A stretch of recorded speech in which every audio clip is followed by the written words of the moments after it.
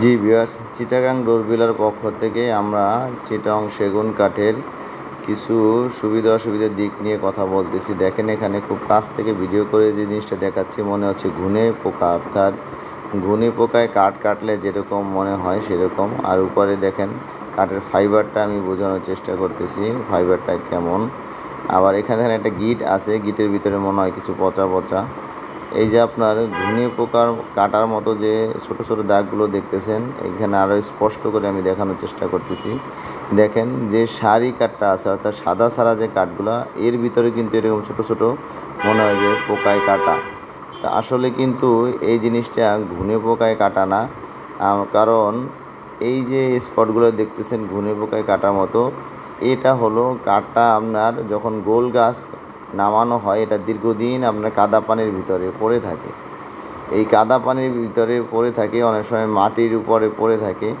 যেই গাছটা আপনার মাটির সাথে লেগে থাকে বছরের পর বছর, বিষয়টা এরকম না যে এই কাঠগুলো আপনার কাটার সাথে সাথে আমাদের হাতে এসে পৌঁছায়। এটা দীর্ঘ কয়েক বছর পরে এই কাঠগুলো এসে আমাদের হাতে পৌঁছায়।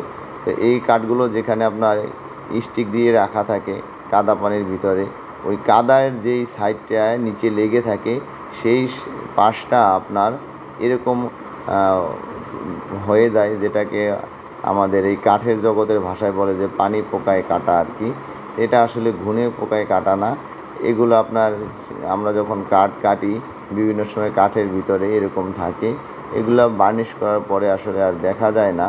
বার্নিশ করার সময় এগুলো আপনার কোটিং করে ঢেকে দিতে হয়।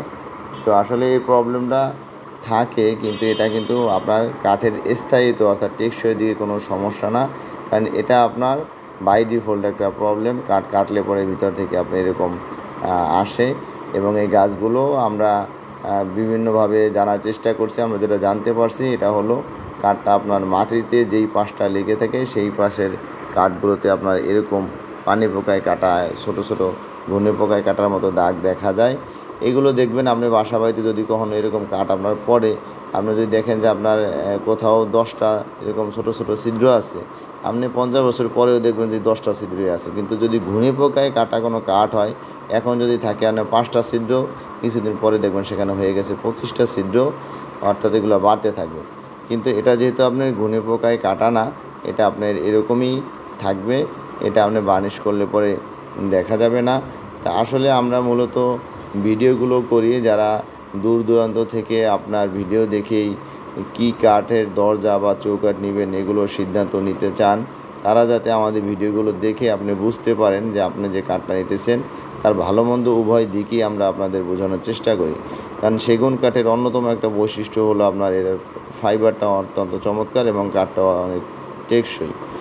তো এই সমস্ত বিষয়ে যদি আপনাদের আরও কিছু জানার ইচ্ছা হয় দরজা বা চৌকাঠ সম্পর্কে, আমাদেরকে হোয়াটসঅ্যাপ ইমো নাম্বার দেওয়া থাকবে। আপনারা কোনো কিছু লিখে আমাদের কাছে পাঠাতে পারবেন, আমরা সেটা দেখে আপনাদের উত্তর দিলে আপনি সে সম্পর্কে জানতে পারবেন। আর আমার এখানে তো স্ক্রিনে আমার নাম্বার দেওয়া থাকবে, যদি কোনো বিষয়ে জানতে ইচ্ছা হয় আমার সাথে কথা বলতে পারবেন। অনেকে আমাদের শোরুমে আসতে চান, যদি এখানে আসতে চান, আমাদের শোরুমের লোকেশন ঢাকা মোহাম্মদপুর বছিলা ব্রিজের ঠিক গোড়াতে নেমেই আপনার বছিলা বাম পাশে দেখবেন যে বছিলা পুরাতন প্রাইমারি স্কুলের যে রোডটা ঢুকছে, সেই রোডে একটু হাঁটলে পরেই দেখবেন হাতের বাম পাশে আমাদের শোরুমের সাইনবোর্ড দেখা যায়। এখানে এসে আমাদের সাথে কথা বলতে পারবেন। তবে আসার আগে অবশ্যই আমাকে ফোনে কন্ট্যাক্ট করে আমার সাথে সময় নির্ধারণ করে আসলে আপনি এখানে আমার সাথে দেখা করে কথা বলতে পারবেন। অন্যথায় দেখা যায় যে আপনারা আসেন, আমি অন্য কাজে কোথাও সাইডে থাকি অথবা মিলে থাকি, সময় দিতে পারি না। আপনাদের এত দূর থেকে আসার পরে যদি আমার সাথে দেখা করে কথা বলতে না পারেন, অনেকে অর্ডার দিতে চান, অর্ডারও দিতে পারেন না, কারণ আমি না থাকার কারণে অনেকে কিছু কথা বলে হয়তো অর্ডার দিবেন, সেটা হয়ে ওঠে না। তো এই জন্য অবশ্যই আমার সাথে আগে থেকে কন্ট্যাক্ট করে আসবেন। তো ভিউয়ার্স, আমরা এখানে আপনার দরজা এবং চৌকাঠটা সম্পূর্ণ দেখিয়ে দিলাম।